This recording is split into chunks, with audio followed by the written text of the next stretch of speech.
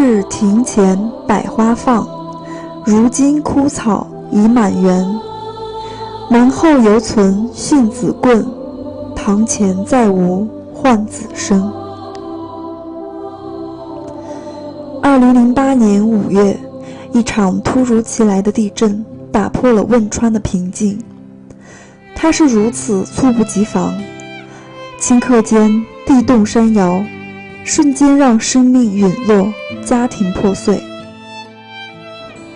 多年以后的今天，没人再轻易提起当年惨烈的场景，但废墟中护住女儿的母亲，向解放军叔叔敬礼的男孩，以及无数个悲痛的定格瞬间，成为亿万国人记忆里难以抹去的画面。于是第12个5月，我们来到汶川地震震中映秀镇。公路随岷江上溯，两侧均是茫茫大山，峡谷之窄之深，较318进成都一段更甚。若是雨季，塌方落石是常事，非得要倒班不间断维修，不然无法通行。5.2汶川特大地震映秀震中纪念馆。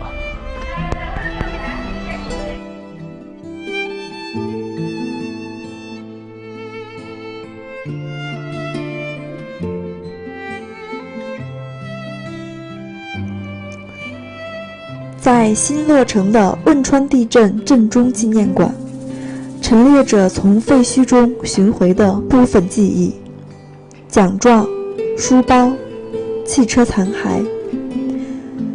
这些带有生命气息的物件，能够轻易地让人们忆起他们之前的主人，激起我们内心的悲痛。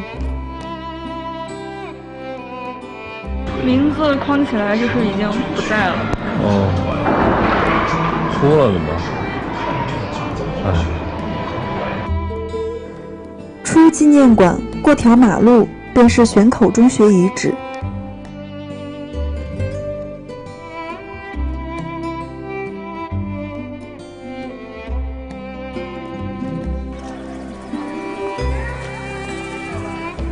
地震时，教室里被震落的时钟被做成雕塑，放在刚进入玄口中学校门最醒目的位置。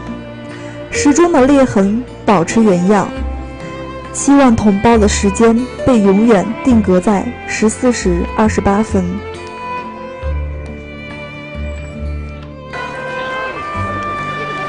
现在这栋教学楼是玄口中学的一个教学楼。我们现在看到它露出地面只有这么点儿，但是它其实是一座5层高的楼。5层高的楼现在只能看到第5层了，下面都被埋在下面了。然后这个玄口中学的遗址，现在下面还有遇难者的遗体没有挖出来。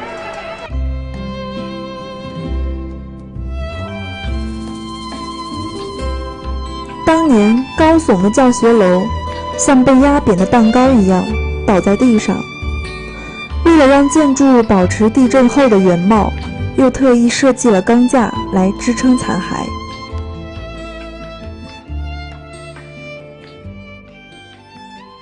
看着我们身后的残垣断壁，这里不是建筑工地，这里曾经是美丽的校园。我们现在所在的地方是汶川县映秀镇的玄口中学遗址。地震之后呢，这里的师生在2008年的7月搬去了山西长治学习，大概在3年后，就是2011年，师生们才回到了汶川县的映秀镇继续学习。这个地方曾经是一座5层楼高的阶梯教室，现在已经被压缩成剩1层了。它这个现在我们看到的第1层其实是爱前的第2层，2、3、4、5是这样排列的。然后它的1层是只有承重柱和那个墙皮，它里面是空的，里面是没有人、没有教室的。这个建筑是他们的教学楼梯通道，算是一个中间的枢纽位置。它的这一侧、后侧和这侧，它的3侧都是教学楼。在地震来临的时候呢， 3座楼分别向后方和左右两方坍塌下去。这是以前是5层楼啊，这个是第1层，这是第2层，这是第3层、第4层、第5层。第1层只剩柱子在下面压。对，它这个2、3、4是层层坍塌，现在已经摞在一起了。这边真的很多教学楼都有孩子在里面压着呢。家长觉得这个救援太给国家添麻烦了，就让他们永远留在这边。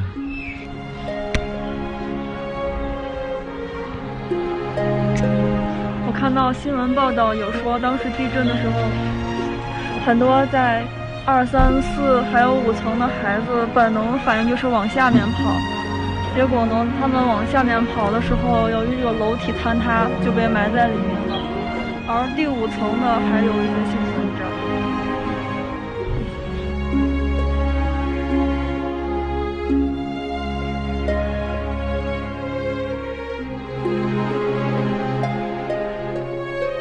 当时我在读中学，我们学校是从5一开始调整为了夏季作息时间，本来是下午2点20上课的，然后从5一调成2点40了。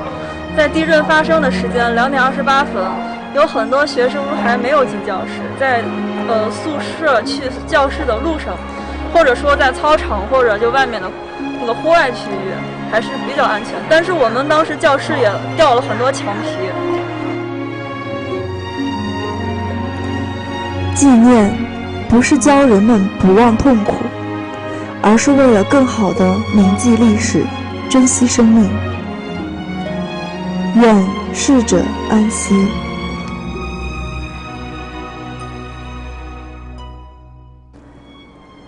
曾经在灾难中毁于一旦的映秀镇，如今已经被开发成特别旅游区。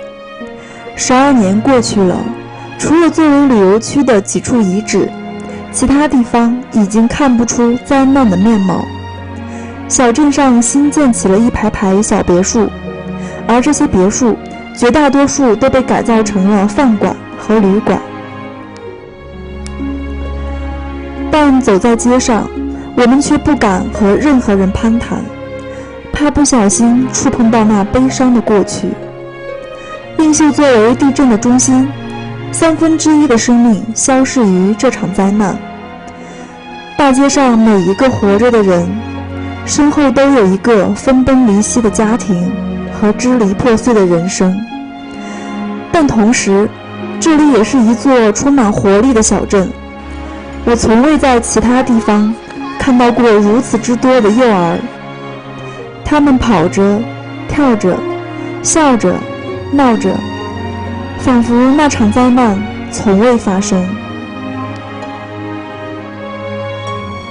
对于灾难中的幸存者而言，没有什么能够比一个新的生命更能抚慰失去家人的痛楚。于是在这座小镇上，雨后春笋般的生命诞生了，并把它作为新的家园。我想这座小镇的人们有且只有以这样一种重视新生而淡化死亡的姿态活着，才能回归到平静中去。愿这种姿态能够抚平大地的褶皱，抚平受伤的心灵。